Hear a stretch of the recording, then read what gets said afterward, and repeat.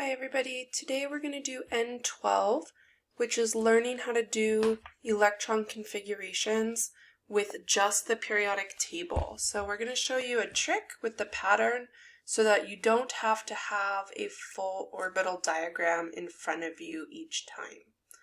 So you do need a periodic table to do this. Hopefully you have one printed or you got one from me. Sometimes periodic tables are set up slightly differently. So make sure that your periodic table has lanthanum and actinium here. We should have a bold line after them and a bold line down here.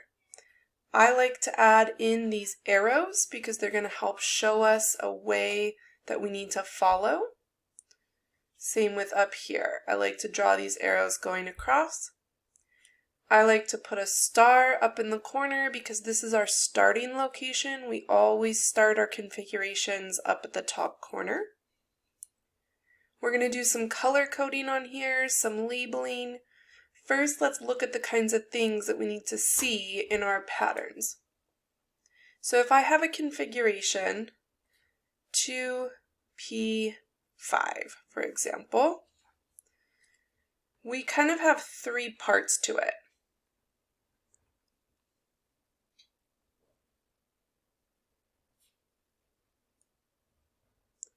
Our configurations are going to need to have all three of these parts, and we're going to need to be able to find those three parts somewhere on the periodic table. So the first part up here is the energy level.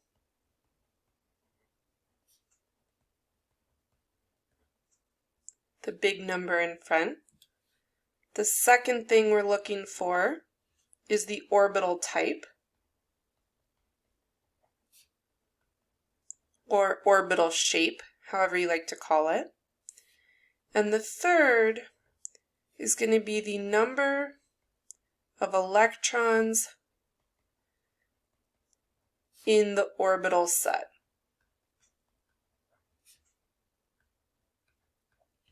Okay? So, first, thinking about the energy levels. We learned the other day that there are 7 energy levels. And if you count, there are 7 rows here. So let's label them. 1, 2, 3, 4, 5, 6, 7.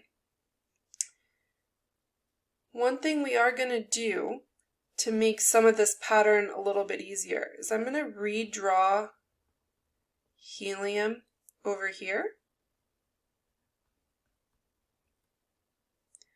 Remember, the periodic table is just a way to organize data about these elements. It's not set in stone. So if it's easier for me to put helium over there for right now, then I'm allowed to do that. So that's going to help our patterning.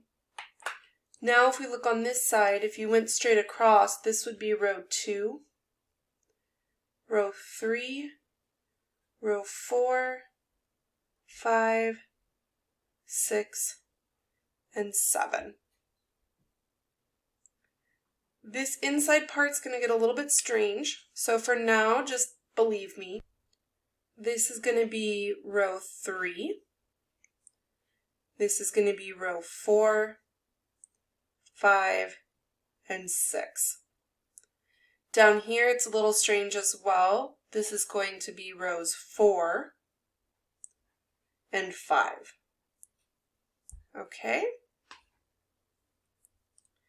So we have our energy levels labeled. Now we're going to look at orbital types.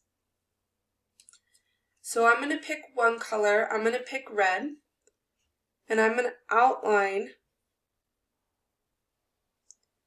these 2 columns.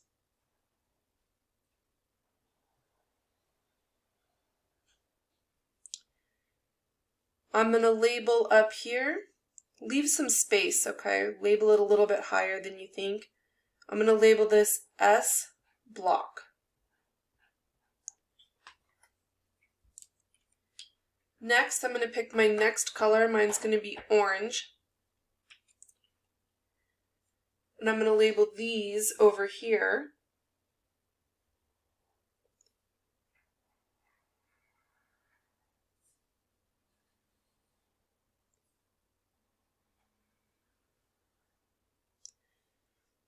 This is going to be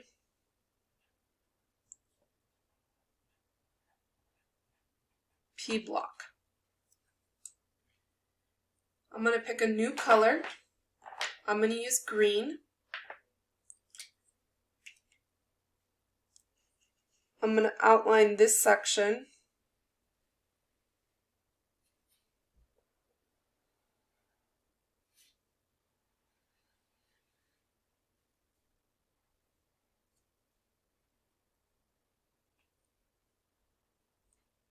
And this is going to be D block. I have a feeling you can guess what the ones at the bottom are going to be. I'm going to pick a new color. I'm using blue. And now I'm going to outline these at the bottom.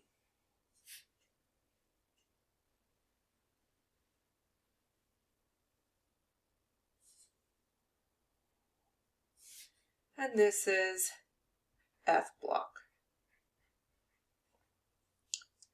Okay. So now we have labeled the energy levels. We've labeled the blocks that match our types of orbitals, S, P, D, and F. Next, I'm going to show you how to figure out the number of electrons in an orbital set. So I'm going to do this on a piece of paper. We're going to make a little chart. We're going to have number of orbitals in a set.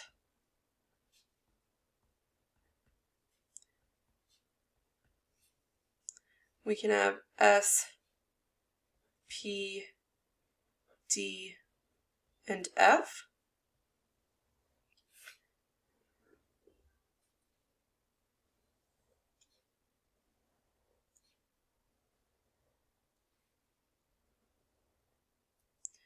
And next to that, we're going to have number of electrons in the set.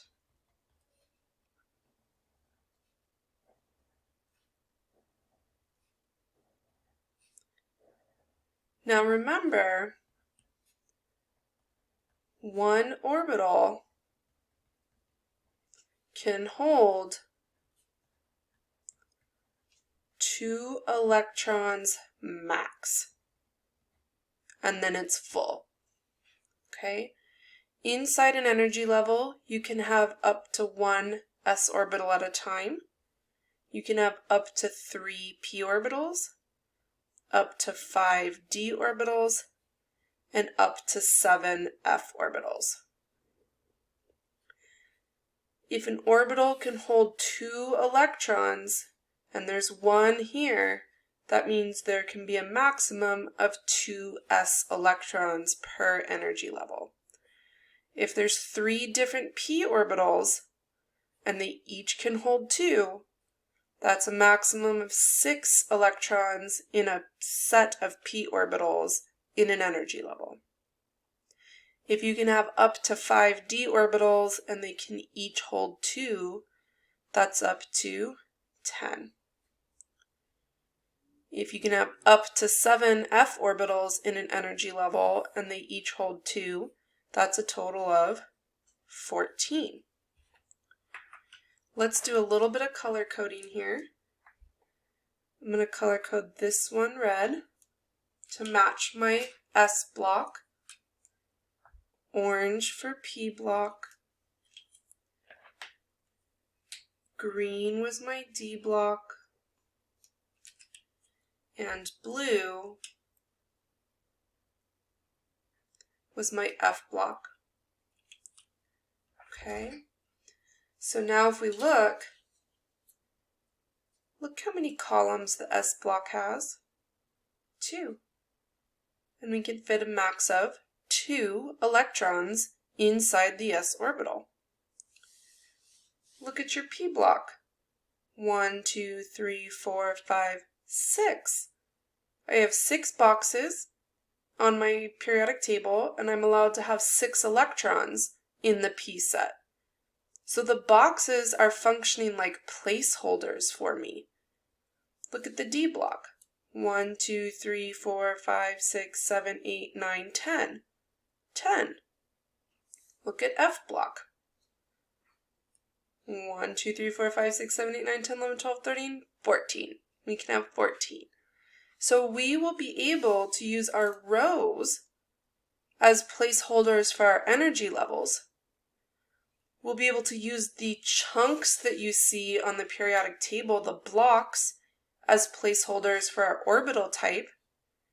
And then we'll be able to use the number of boxes that we're passing through to count out how many electrons are in that element. So I have all of these things that I need somewhere on my periodic table. Now it's going to come down to doing some practice, okay? Now normally I would do this practice out loud with the whole class. We'd all be together. You know, since we're just doing this on a video, it's going to be a little strange. You know, if I ask you to say it along with me, please do it. You know, even if you're just watching this video on your own, I mean, why don't you just practice along? I think doing it out loud is very helpful. One last thing I want to do before we get started, I just want to highlight here, and I want to highlight down here, and I want to highlight over here at the end. The reason I'm doing that is because the periodic table is going to look like our pattern falls apart when we get to those locations, and it really doesn't. It's just that what we see here on our periodic table is a version that they've edited to put the F block down at the bottom so that it will fit on a standard piece of paper. But the F block really doesn't belong down here. This F block should be stuck inside here. Okay, so what I did was I took a periodic table and I cut it all apart and I pasted it back together how it should really look, with this F block put back in its original place. It's down here because we don't use these very often, and it makes it fit on our paper. If you look, here's element 55, 56, 57. You gotta go down here to get to 58, 59, 60, etc. You get down to the end at 71, and you got to go back up here to 72. So you can use your atomic numbers to help you remember that you're going to have to come down to the F block. Okay, let me show you what it looks like when it's pasted back together. Can't really fit it all the way under the camera, but you can see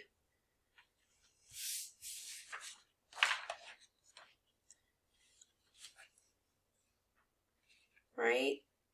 It's expanded, it's down here. Okay, so I like to show people that so they understand, you know, we don't want to try to fit this giant crazy thing on a piece of paper. So that's why we take it down. It makes our patterns a little bit harder. You're going to have to remember where these highlighter lines are. Okay? All right.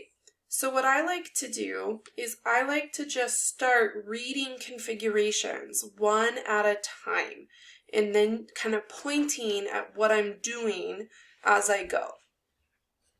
Hydrogen has 1 electron. I'm going to start at the corner. I'm going to list the row that I'm on. I'm going to list the block. And then I'm going to say how many columns I passed through, how many boxes. So to get to hydrogen, I'm going to say that its configuration is 1s1.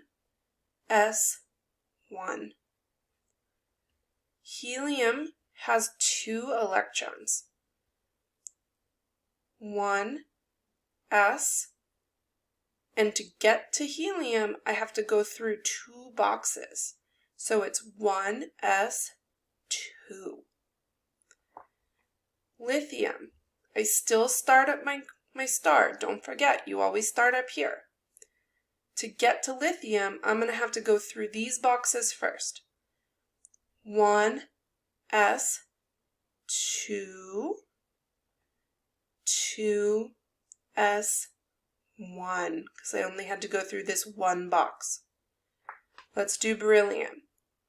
1s, 2, 2s, 2. Now our arrows remind us that we got to go straight over to boron over here.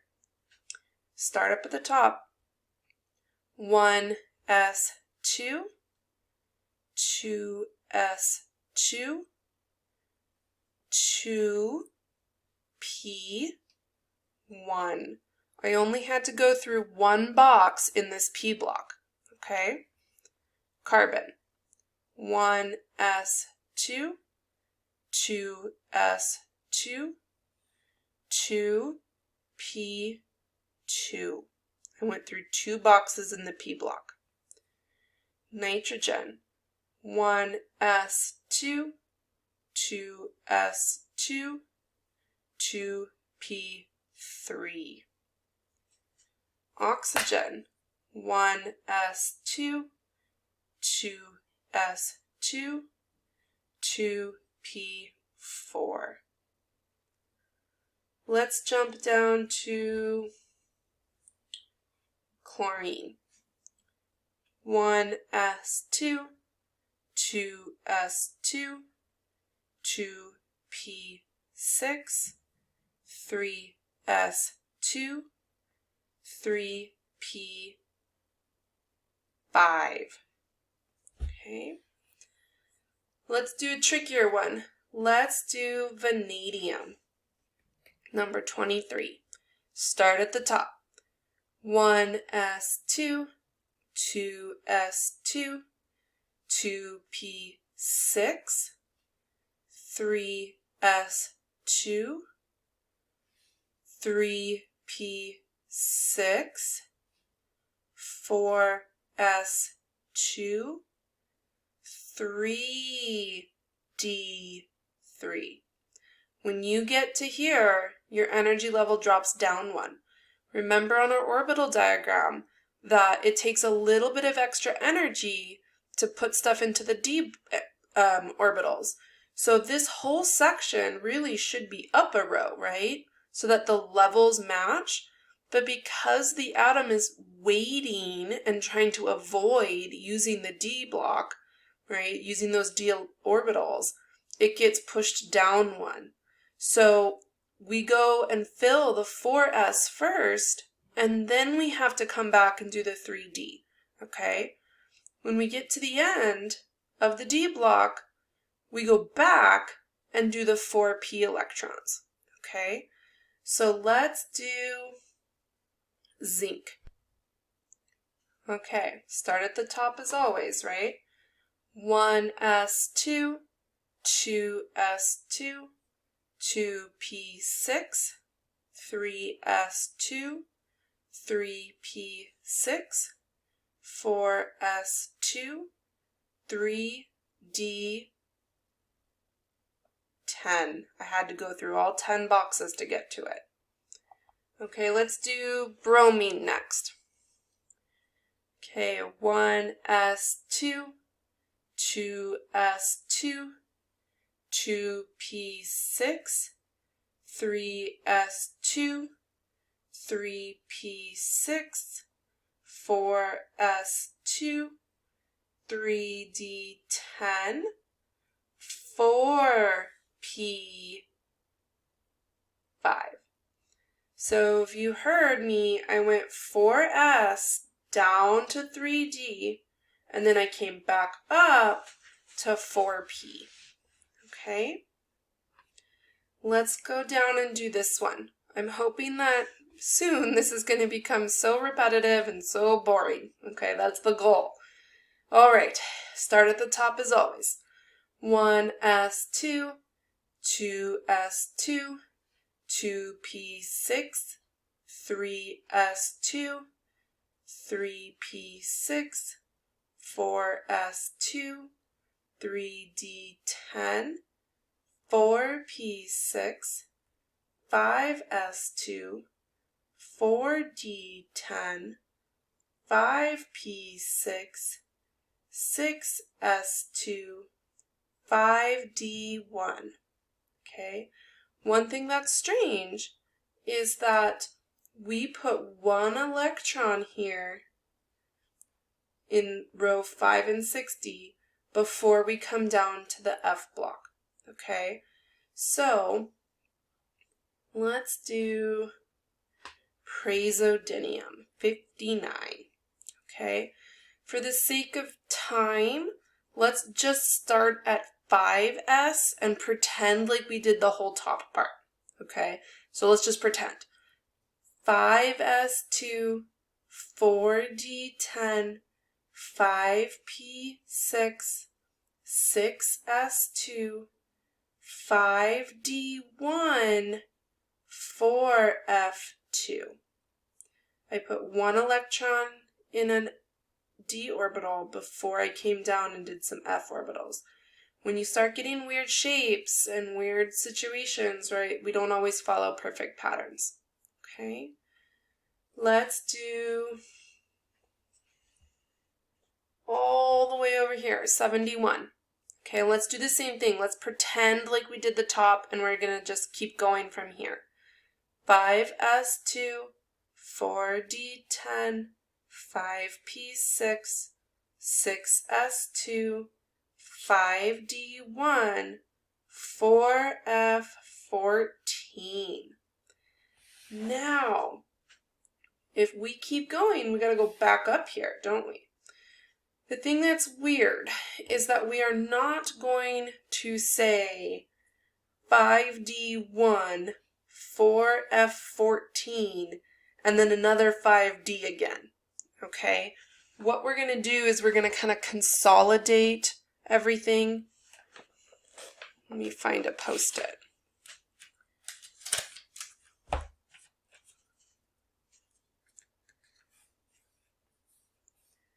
Okay, let's do hafnium, number 72.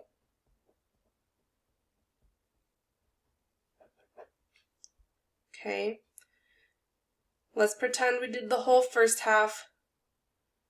5s2, 4d10, 5p6, 6s2. Now look. We have 5d1. We come down. We're going to do 4f14. We come back up, and now you're doing a second d electron, right? This is now the second one. So what we're going to do is we're not going to say this part. We're going to lump them back together and just say it all at the end, okay? So 5s2, 4d10, 5p6, 6s2, 4f14, 5d2, okay? So even though if I were to be putting an electron and, arrow into each one as I go across, we split them up. If we ever come back to the D block, you just consolidate them, okay? So let's do another one.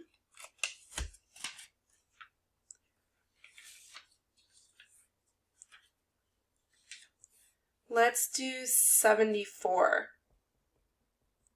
74 is tungsten, okay? So like before, let's pretend that we did the first half. We're going to say 5s2, 4d10, 5p6, 6s2, 5d1, but then we come down, 4f14, we got to go back up, and now look, there's 1, 2, 3 more, right? We're going to end at 5d4. 1, 2, 3, 4. So don't say this part. Okay? consolidate it down and just say where you're going to end. So 5s2, 4d10, 5p6, 6s2, 4f14, 5d4. So if you ever come back from the F block, you gotta consolidate. Don't say this part, just tell me where you're ending. You're ending on that fourth d electron for tungsten. So that's how you would say it. So let's try saying lead out loud. Number 82. Okay, let's start from the beginning. Make sure we haven't forgotten how to do that. 1s2, 2s2, 2p6, 3s2, 3p6, 4s2, 3d10, 4p6, 5s2, 4d10, 5p6, 6s2, 4f14, 5d10, 6p2. Because I was going to finish the F block and come back, I just consolidated it, said all the F1s first, and then I came back and said the D block. Okay? At this point, people will often ask, let's do the very last one.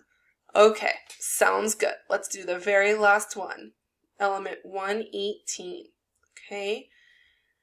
1s2, 2s2, 2p6, 3s2, 3p6, 4s2, 3d10, 4p6, 5s2, 4d10, 5p6, 6s2, 4f14, 5d10, 6p6, 7s2, 5f14, 6d10, 7p6. Very last one, we did them all, okay? You can do all of them if you can get to the end here. All right. Okay, I want to just add a couple more things to this periodic table that tend to be helpful. Okay, I'm going to pick my last color, which I'm going to use pink, and I'm going to label some charges. Remember, ions have charges? Well, we can use the columns on the periodic table to figure out what charges they like to make. So the first column here would like to make a +1 charge. It would like to get rid of that electron. Next is a +2 charge. This column would prefer if it was a +2 if it had lost 2 electrons. Jump across the D block because it doesn't follow our patterns. This column likes to make a +3. It likes to lose 3 electrons. This column, carbon's column, is a little bit weird. It can make a plus or a -4. One of the reasons why carbon is so essential to life is that it has the option to either gain or lose electrons. Very, very convenient. The nitrogen column is going to be a -3. It would like to gain 3 electrons. Oxygen is -2. That column would like to gain 2 electrons. Fluorine's column would like to gain 1. And the helium column, remember helium is kind of here, right? Helium does like to make no charge, just like all of these. Okay? So the D block is a little weird because they can do what we call variable charges or multiple charges.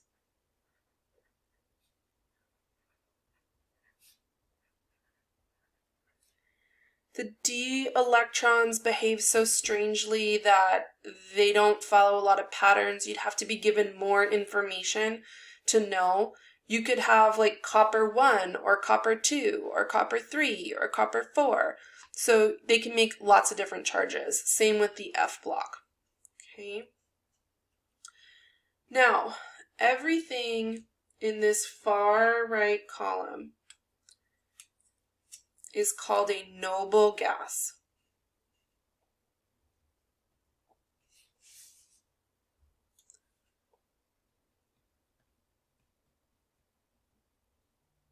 Sometimes we call them an inert gas. They do not like to do anything. They are perfectly content. They have the most stable electron configurations you can have. Once they have a full, what we call shell, once their S and their P electrons for a level are full, they're very, very stable, very low energy. They don't want to bond or make ions or anything. People spend their whole careers trying to get these atoms to do something. They don't like to do things, okay? All the other elements would like to look like a noble gas in terms of their outer electrons. So if we look here, fluorine has 9. Neon is perfect. It's only 1 electron away. So fluorine is going to go around stealing electrons off of things, trying to get 10 electrons. Oxygen is 2 away. It's 8. It would like to have 10. So it's going to steal 2 electrons to make a -2 charge. Okay. If you look at sodium. Sodium has 11 electrons. If it tried to look like argon, it would have to go steal 7 electrons from something. That is not easy. Where is it going to find 7 electrons? But if it gets rid of 1, instead of 11, it now has 10 electrons, which is also a noble gas. So what the atoms are going to do is they're going to try to find the smallest way to get to a noble gas configuration. For some things like these, gaining electrons is a shorter, easier path. For some, losing electrons is easier. Okay, look at magnesium. Which is easier, gaining 6 to look like argon or losing 2 to look like neon? Well, 2 is less, right? So much easier for it to become a cation, to lose the electrons and make a +2 charge.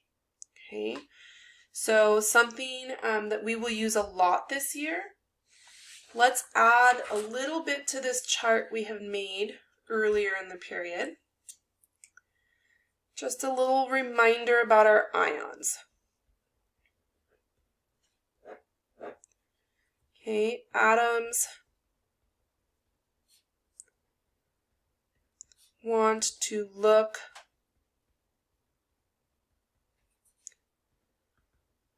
like a noble gas.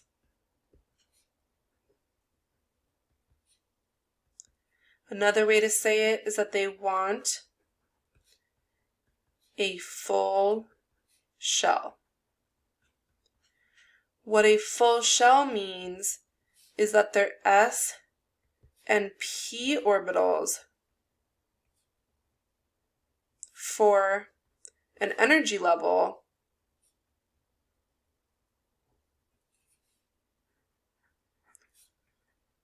are full. We don't care about the D's and we don't care about the F's. So it's just this S and P that they want nice and full. Okay? So what's going to happen is we're going to have cations. Remember, they've lost electrons.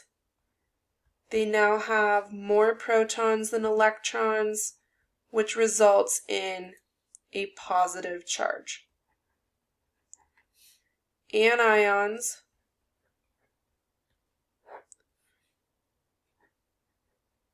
gain electrons.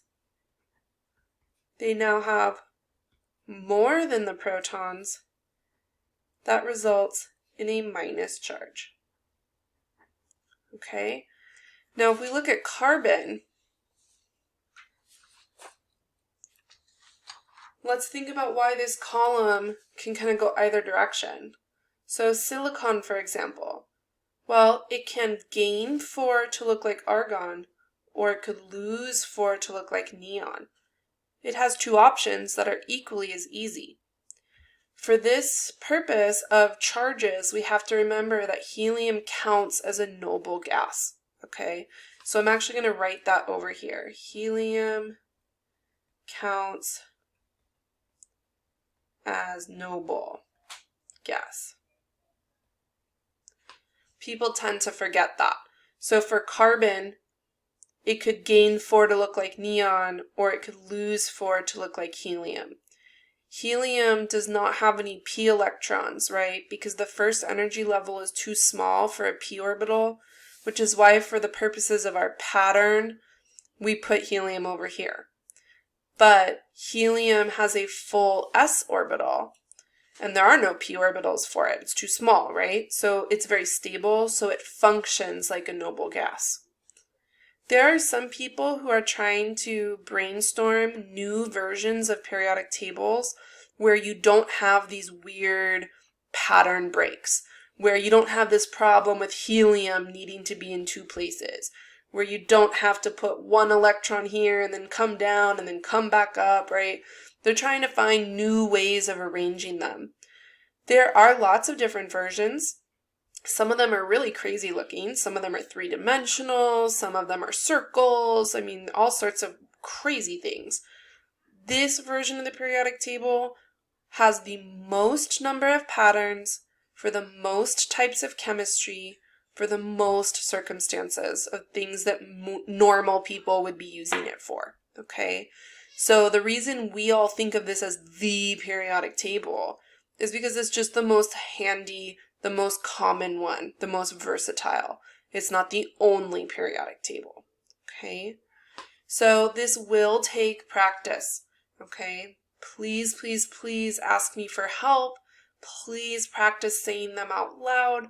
Please do all your homework problems on these, right? It's really important because these configurations are going to explain the types of charges they make. It's going to explain the types of and kinds of bonds they make. It's going to tell us which molecules we can build. It's going to tell us how things react inside a reaction. It's going to describe so many things this year, okay? We have to get this locked in our brains. If you are struggling, you have to ask me for help, okay? Because I don't want the other chapters later in the year to be harder because we didn't get this figured out, okay? So that's it for now. Hopefully you go do some practice. All right, everybody, bye.